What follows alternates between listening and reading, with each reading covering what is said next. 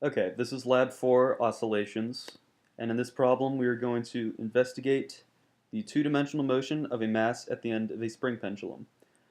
We are supposed to calculate the unknown constants of the system, such as the spring constant of the spring in the video, as well as the rest length, and then implement a model in VPython to test our predictions and to see how well our model matches what we observe.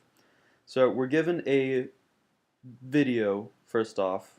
It is this video. And we use this video to put into Tracker and get position values for the mass at the end of the spring. And so we can find a position list. We have the mass of the spring length at static equilibrium when it's just hanging there, like so. So we have this length right here, is 0.7 meters. And we also have the period of oscillation when it just bounces up and down. So we can watch this, and we can see this period.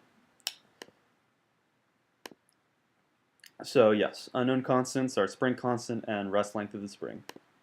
Principles that we're going to be using are Newton's second law, F equals ma, for the position update formula.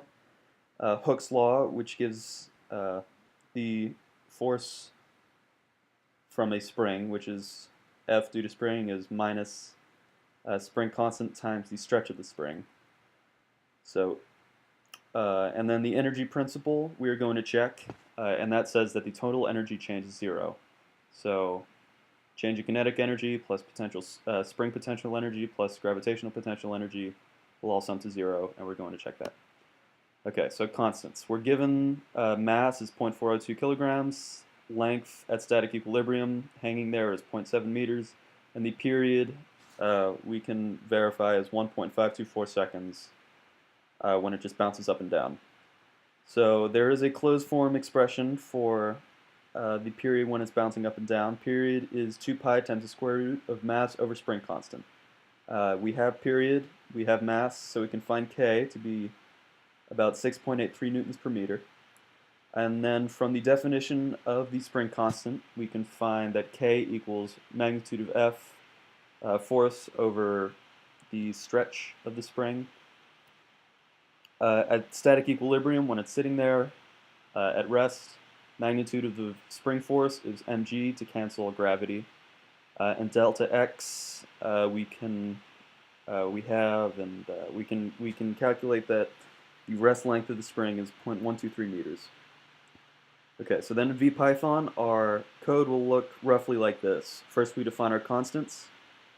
Some we were given, like mass. Others we calculated from physics principles. Then we create a vector and call it L, and it's pointing from the top of the spring down to the ball. And then we calculate F net so that we can use Newton's second law. F net equals this is a contribution from gravity, and this is an expression that models the spring force. And then we verify the energy principle by calculating the three energies and the changes in those energies using finite difference. And then we iterate over and over again applying Newton's second law. So let's look. Okay, we run the code. Okay, there's a lot going on right here, but the blue is the model. Red is plotting the observed position values that we obtained in Tracker, and we can see that the prediction matches with the observed values very closely towards the beginning, and then they start to go out of phase with each other after a few seconds. But these two Lissajous figures are pretty much right on top of each other for most of the time. Let's run it again and see. Yeah, so they correspond very well, which suggests that our predicted constants of the system and the way that we're modeling our forces is fairly accurate, at least accurate enough to get this picture. Okay, so this graph plots the rate of changes of the kinetic, potential, and gravitational energies with respect to time. Blue is rate of change of kinetic energy of the mass, the blue mass. Green is, I believe, gravitational.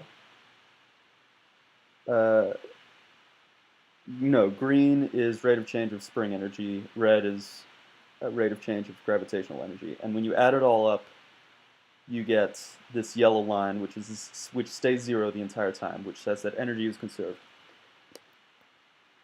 So what does it mean? Finally, is the energy principle satisfied? Yes, our graph of the predicted rate of energy change shows that the net change in energy is zero, that yellow line. Okay, then compare and discuss the periods in the x and y directions. I did this by taking the time elapsed during 4 cycles, I called it. So from minimum x value to, or from maximum x value to minimum x value back to maximum x value, that's a cycle. And then to do an average, take it over a few cycles and divide by that number. This was the data, position data. I just,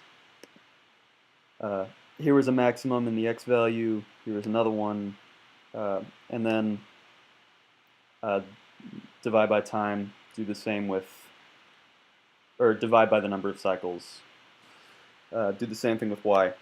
And you get that the period in the x direction is 1.619 seconds, which happens to be the same as for a rigid pendulum of 0.65 meters, which would be slightly less than the length at static equilibrium. So that's just a comparison point. And then the period in the y direction is 1.524 seconds, which is exactly the same as it was bouncing just up and down. So apparently that sideways x component didn't have a noticeable effect on the y direction period. And that is Lab 4, oscillations.